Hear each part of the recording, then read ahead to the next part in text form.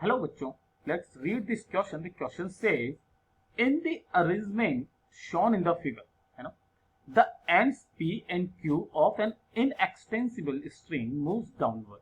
ये वाला और ये वाला पॉइंट जो है ये डाउनवर्ड जा रहा है, ठीक है, with uniform speed u. Okay, तो pulley and B are fixed, है ना, pulley A and B are fixed है, ये दोनों की दोनों फिक्स्ड पुलीज हैं.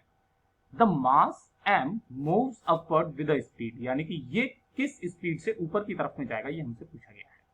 बड़ा ही सिंपल सा सवाल है बच्चों, ध्यान से देखिएगा. यहां पर क्या है, आपको एक एक पॉइंट जो है ना वो ध्यान से समझाता चला दूंगा. अगर ये वाला जो पॉइंट है ये u से नीचे जा रहा है और ये भी u से नीचे जा रहा है ना, तो ध्यान से देखिएगा. मान लेते हैं कि ये जा रहा है बेटा v से ऊपर. ये किससे जा रहा है बेटा, v से ऊपर जा रहा है, ठीक है. अगर ये v से ऊपर जा रहा है तो ध्यान से देखिएगा, ये थीटा है तो ये वाला भी कितना हो जाएगा, थीटा हो जाएगा. अगर ये वाला v से ऊपर जा रहा है तो इसका जो स्ट्रिंग के अलोंग जो कंपोनेंट होगा, देखिए स्ट्रिंग के अलोंग जो कंपोनेंट होगा इसका, है ना, ये कितना हो जाएगा, ये हो जाएगा हमारे पास में v cos थीटा. और ये भी कितना हो जाएगा इधर की तरफ में, ये भी हो जाएगा v cos थीटा. राइट है कि नहीं है. यानी कि जो v cos थीटा और ये v cos थीटा, तो जो इसका ये वाला जो डायरेक्शन होगी ये हो जाएगी इधर की डायरेक्शन में. तो इसके ये दोनों तरफ में हो जाएगा. तो ये जो v cos थीटा है ये भी u है, ये v cos थीटा जो है ये भी u है, क्योंकि स्ट्रिंग का हर एक पॉइंट जो है बेटा ये इनएक्सटेंसिबल है, ये इतनी ही वेलोसिटी से इधर की तरफ में जा रहा होगा. यानी कि अलोंग द स्ट्रिंग अगर हम लोग देखें the velocity of each object is the same.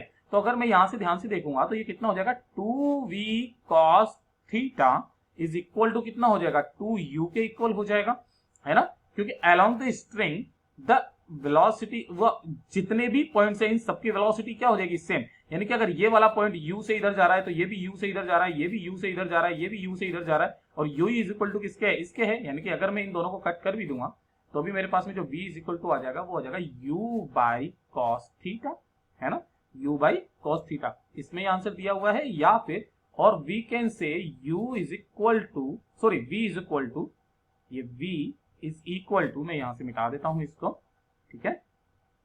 ये क्या हो जाएगा, ये हो जाएगा हमारे पास में v is equal to u, और इसको हम लोग क्या लिख सकते हैं, सेक थीटा लिख सकते हैं.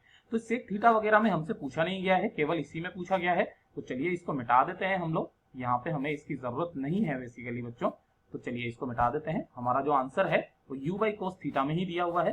तो u बाई कोस थीटा देखिए ध्यान से बच्चा, आपको यहाँ पर दिखाई दे रहा होगा, ये रहा, ठीक है.